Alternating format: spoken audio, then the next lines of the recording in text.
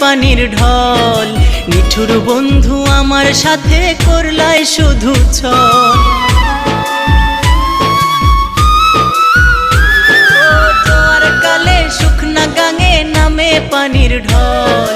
নিঠুর বন্ধু আমার সাথে করলাই শুধু ছল।